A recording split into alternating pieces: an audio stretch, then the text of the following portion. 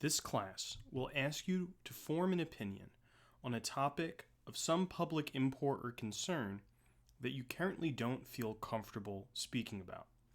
You might not feel comfortable for a couple of reasons. Maybe you don't feel like you know enough, or maybe there's something about the controversy itself that's a little bit intimidating. Nevertheless, you should select a topic that you are interested in. And you're going to be working on this for the next 5 weeks. It's probably going to be really important for the success of in this class that you choose something you're interested in. Nevertheless, you might need to find a topic where there's more to learn or more to explore. In this short lecture, I want to go over some of the things that I think make for a good selection of a topic for a speech. One note before we begin.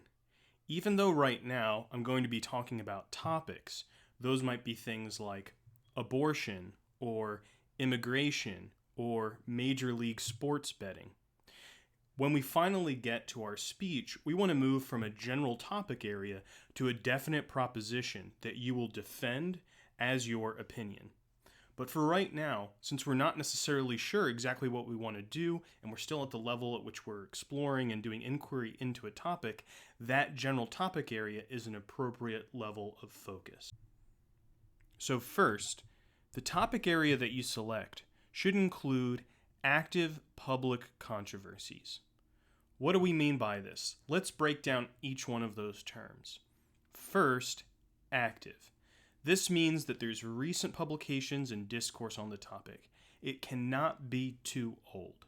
One way to test this in your mind is to imagine, would it make sense for an opinion piece about this topic and some controversy associated with it to appear in tomorrow's newspaper? If it's something that is really far in the past, the question would be, would you be able to find enough material to support a topic that would engage a current active public? Another issue means that it should not be active because it's settled.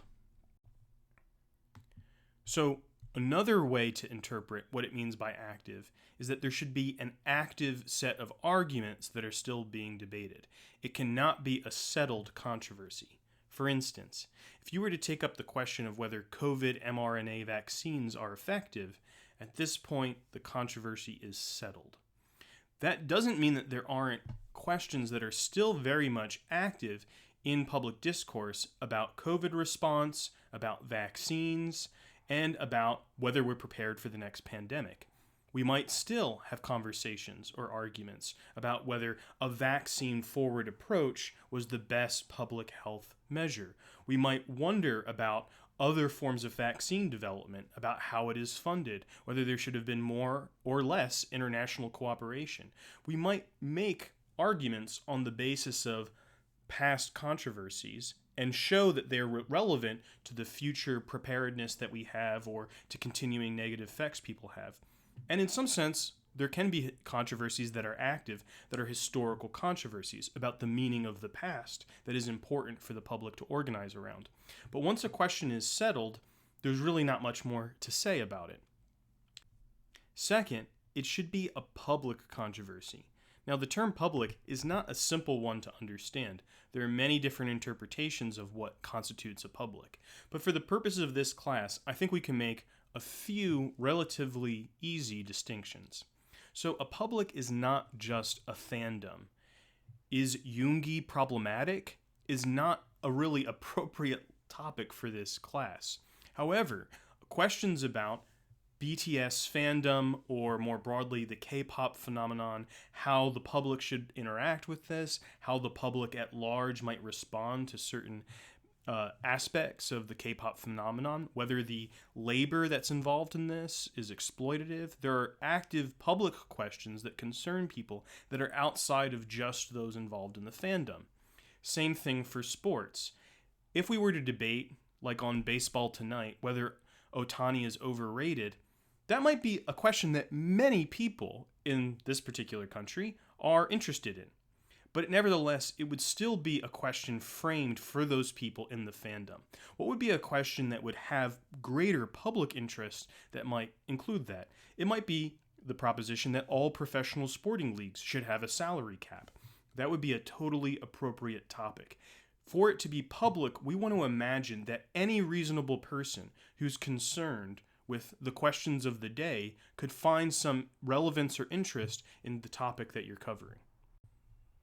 Second, it shouldn't be a controversy that only concerns experts.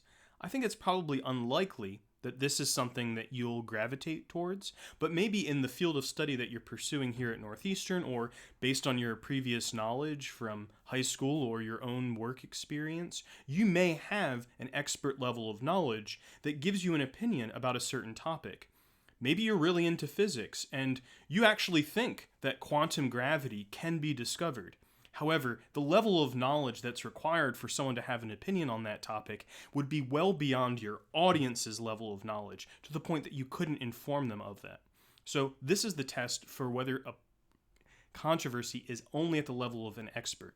Can you provide, in a speech, the level of information that's appropriate for your audience to form an opinion?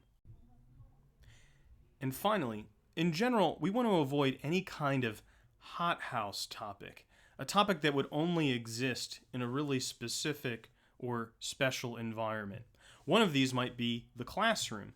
Sometimes people will come into a class on debate or argumentation, and they'll want to argue whether hot dogs are sandwiches or not. I just don't think that's a very interesting topic. It can only be interesting from the point of view of a bunch of people in a classroom. At the level of a public, these kinds of topics don't really hold much interest, except as fun little games. Finally, let's talk a little bit about controversy. What makes something controversial is a little bit more than just people disagreeing about it. At least for the purpose of this class, I want us to think about controversy as around one or two of the following things. Either it concerns a public policy of some sort.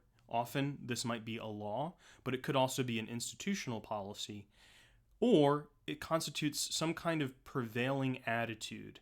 So the repeal or the enactment of a law, a controversy surrounding that, would be a totally appropriate topic for this class.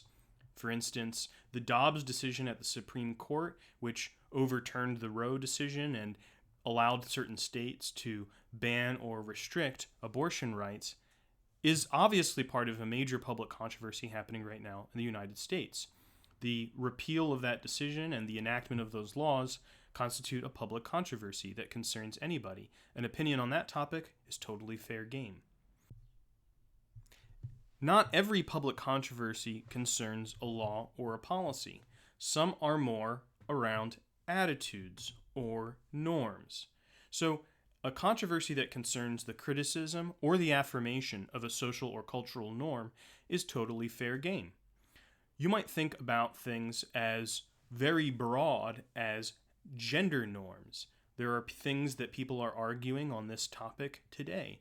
There's a lot to explore there. I don't think that's at all a simple controversy. That might require actually a huge lift in the amount that you might need to read and understand in order to engage with that controversy in a refreshing, serious way. But nevertheless, it is something that we're probably all familiar with. We have some experience of this as a controversy, and certainly we experience gender norms and expectations in our own lives. So that would be something that there could be controversy around that you could speak to. You would have to eventually, again, make it specific to a proposition that you would defend. But right now, when you're just exploring the topic, that would be one that would be okay. What we want to avoid are those kinds of public controversies that are simply speculative. So for instance, right now in Boston, there's a lot of news coverage and media coverage about the Karen Reed trial. This concerns a murder charge against a woman who's alleged to have killed her boyfriend with her car. The alternative story is that she's been framed and that he was killed by other Boston police officers. There's a lot of salacious detail in this case. People are interested in it for probably some bad reasons, even if there may be good ones. But nevertheless, this doesn't really give us the kind of material we need to investigate it thoroughly in order to form an opinion. We would always be speculating, no matter how much of the evidence that we saw about what happened there. So even though sometimes a public controversy makes us feel like we're in a jury, we don't want to just go for those kinds of cases where we're trying to guess about what happened. Oh, did Drake really do what Kendrick said in the diss track? Let's say that stuff is probably best if we leave it to the peanut gallery. So, if you have chosen an active public controversy, you're probably set. But a final word of warning: it shouldn't be boring. Not for me.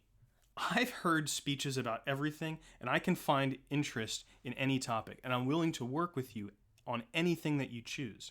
But you need to be able to sustain your own interest for the course of about 6 weeks.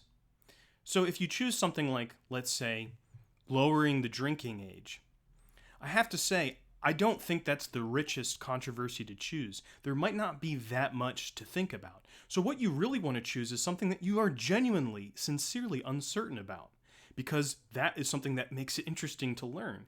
If you choose something that you feel already very comfortable about, coming up with new things to say is actually going to be more challenging. You're going to fall back into habits that you already have. So even though I'm not going to do some kind of interrogation to figure out whether the topic that you chose is something that you're actually uncomfortable speaking about right now, that is the purpose of the class. But it's not just the purpose of the class for me, it's for you, so that you really develop a new opinion.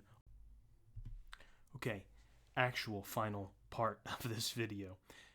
Some of you might be nervous about me. What about his opinions? What about his biases?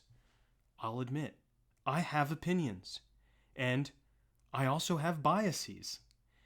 But I want to assure you, as much as I can, given how little we really know each other at this point, that I am not evaluating you and your opinion on the basis of whether I agree with it. Very frequently, I find students' speeches to be very strong and persuasive, even though I do not agree with their position, and vice versa. Oftentimes, I will hear someone give a position that I broadly agree with, and I think that they do a very bad job.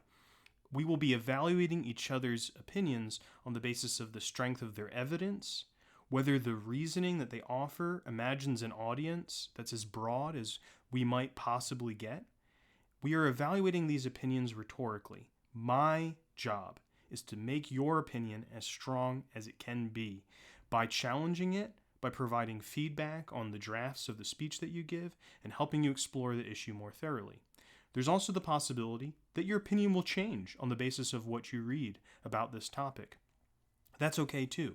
If during a certain draft of the speech you've decided that you want to say things a little differently because you feel differently, obviously that's okay.